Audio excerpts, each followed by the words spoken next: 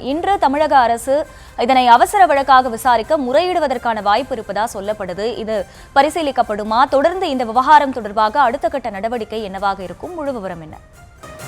திருப்பரங்குன்றம் தீப தூணில் தீபம் ஏற்ற வேண்டும் என்று சென்னை உயர்நீதிமன்ற மதுரை கிளை நீதிபதி JR சுவாமிநாதன் உத்தரவிட்டிருந்தார். இந்த உத்தரவை அமல்படுத்தாததை அடுத்து நீதிமன்ற அவமதிப்பு வழக்கு தாக்கல் செய்யப்பட்டிருந்தது. அந்த நீதிமன்ற அவமதிப்பு வழக்கிலும் சில உத்தரவுகள் பிறப்பிக்கப்பட்டிருந்தன. இதற்கு எதிராக மதுரை கிளையிலேயே இரு நீதிபதிகள் அமர்வில் மேல்முறையீடு செய்யப்பட்டது. அந்த மேல்முறையீட்டு மனுவும் தள்ளுபடி செய்யப்பட்டிருந்தது. இந்த நிலையில் இந்த உத்தரவுகளுக்கு எதிராக உச்சநீதிமன்றத்தில் மதுரை மாவட்ட ஆட்சியர் மற்றும் காவல் ஆணையர் ஆகியோர் உச்சநீதிமன்றத்தில் மேல்முறையீடு செய்திருக்கிறார்கள். அந்த மேல்முறையீட்டு மனுவில் கார்த்திகை தீபமேற்ற எந்த தடையும் அரசு சார்பில் விதிக்கப்படவில்லை எனவும் 100 ஆண்டுகளாக தீபமேற்றப்படும் இடத்தை விடுத்து வேறு இடத்தில் தீபமேற்ற கோருவதே பிரச்சனை என்றும் குறிப்பிடப்பட்டு இருக்கிறது.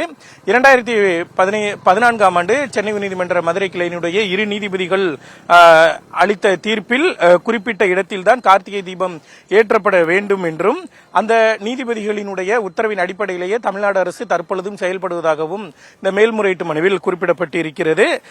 மேலும் புதிதாக தீபம் ஏற்ற கோரும் இடம் என்பது சிக்கந்தர் தர்காவில் இருந்து 15 மீட்டர் தொலைவில் தான் இருக்கிறது. தேவையில்லாத சர்ச்சைகளையும் சச்சரவுகளையும் தவிர்க்க வேண்டும் என்பதற்காகத்தான் அனுமதி அளிக்கவில்லை என்றும் தமிழ்நாடு அரசு மேல்முறையீட்டு மனுவில் குறிப்பிட்டிருக்கிறது.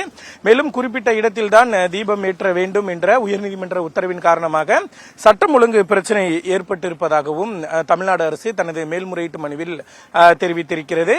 நேற்று அவசரமாக தாக்கல் செய்யப்பட்ட இந்த மேல்முறையீட்டு மனுவை அவசர வழக்காக விசாரிக்க கோரி இன்றைய தினம் உச்சநீதிமன்றத்தில் தமிழ்நாடு அரசு தரப்பில் மேல்முறையீடு செய்வதற்கான வாய்ப்புகள் இருக்கின்றன. மூத்த வழக்கறிஞரை வைத்து இந்த முறையீடு செய்யப்படும் என்று எதிர்பார்க்கப்படுகிறது. ஒருவேளை முறையீட்டை ஏற்றுக்கொண்டு நீதிபதிகள் இன்றைய தினமே அவசர வழக்காக விசாரிக்கிறார்களா அல்லது அடுத்த வாரத்தில், அதாவது திங்கள் முதல் வெள்ளி வரை இருக்கக்கூடிய நாட்களில் ஏதேனும் ஒரு நாளில் இந்த வழக்கு விசாரணைக்கு எடுத்துக் கொள்ளப்படும் என்று நீதிபதிகள் தேதியை அறிவிப்பார்களா என்பதை நாம் பொறுத்திருந்தான் பார்க்க வேண்டும். உச்சநீதிமன்றத்தினுடைய அலுவல் இன்று காலை 10:30 மணி அளவில் தொடங்கும். எனவே 10:30 மணி அளவில் தலைமை நீதிபதி அமர்வில், அதாவது தலைமை நீதிபதி சூரியகாந்த் முன்பு இந்த முறையீட்டை தமிழ்நாடு அரசு செய்வதற்கான வாய்ப்புகள் இருக்கின்றன.